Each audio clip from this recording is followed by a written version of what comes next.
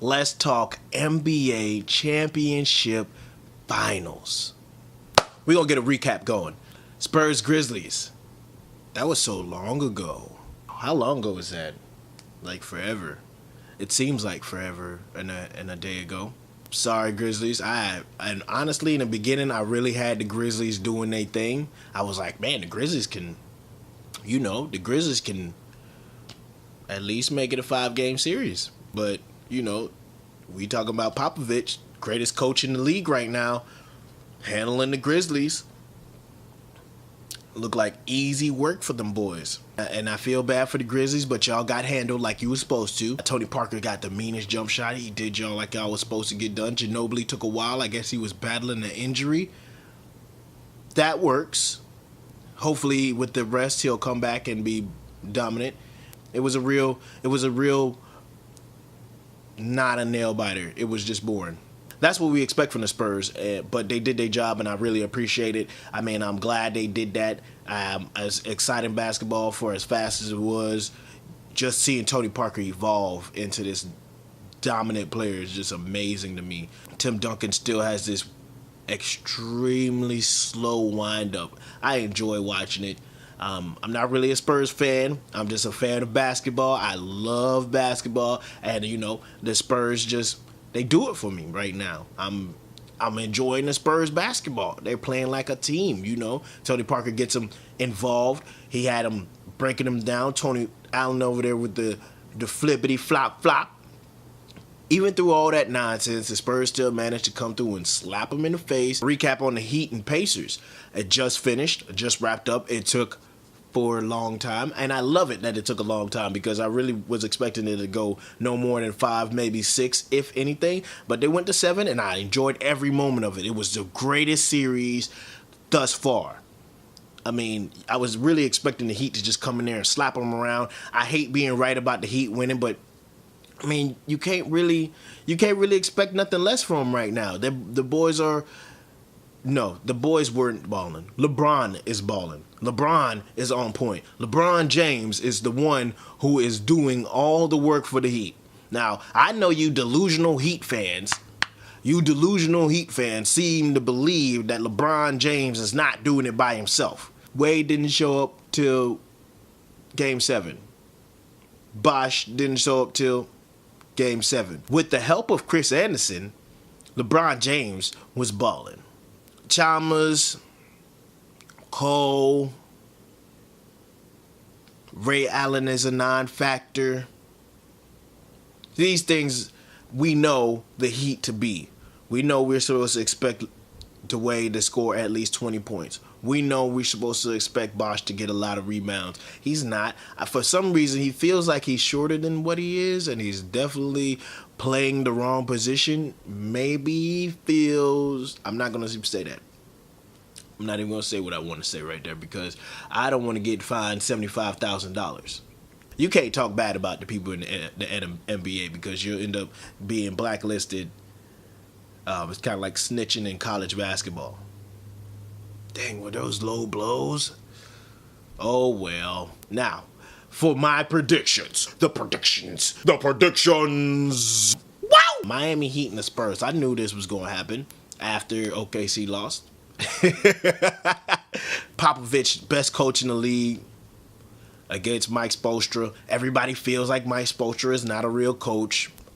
I am one of them. I mean, come on, be honest, dog. I've heard some of these tapped-in wire things that this man be saying to the rest of the team. We got to get to the mountaintop. We got to get to the mountaintop. What? Are we at church? What are you talking about? We don't have to get to any mountaintop. What? Give me a play. What you want me to do? Pick a role where? I don't want no motivational speech from my coach. I want my coach to tell me, hey man, I want you to go out here, I want you to isolate such and such, and to go out here and do these plays, such and such, doing this. I don't want you to be like, hey man, I know you can do so much better. Here, let's grab hands, let's hold hands together. And I want you to hold my hand as I give you all this positive energy. Wrong. I gave you that positive energy in practice. I gave you that positive energy in warm-ups. I gave you that positive energy when I let you start. I'm positive that you're supposed to win a game. Now, here's the plan to win the game. Do as I say, and then we'll go knock it out. Thank you, Coach Popovich, for being the greatest coach in the league right now. Popovich go out there, and the only time you see Popovich standing up is when Popovich is upset. One of you have messed up. Popovich trained you, and he trained you, and he trained you like a military. He trained you like in boot camp. I mean, how many times, anybody who's been in boot camp, how many times have you had to fold your drawers? You still don't fold your drawers. I still fold my t-shirts the same exact way as I did when I was in boot camp. So that means, I'm telling you, repetition. I sat there and watched Tony Parker get a rebound, a defensive rebound. And I sat there and I watched Tim Duncan, Diaw, and Leonard stop whatever they was doing and just stand still and make a pick. They're going to try to put LeBron James on Tony Parker. Why? Why would you waste the energy of LeBron James on Tony Parker? That's dumb. Spoelstra, I know you're a motivational speaker. Don't listen to them ESPN fools. Don't do it. Don't put LeBron James on Tony Parker. That is dumb. Put Chalmers on him. Let him get beat the hell up. And then you know what? You know who you got after Chalmers? Cole. Norris Cole has the speed to keep up with Tony Parker. Now, I'm not rooting for the Heat. Don't get it confused. I just know the best strategy in order to beat the other team. I'm going for the Spurs. I think the Spurs can do it. I'm not going to say in how many games. I'm just going to say, because in all honesty, I want to see a Game 7. I want to see it go down to the wire. Why? Because football season is a very far away thing for me right now. And I need sports to fill my void.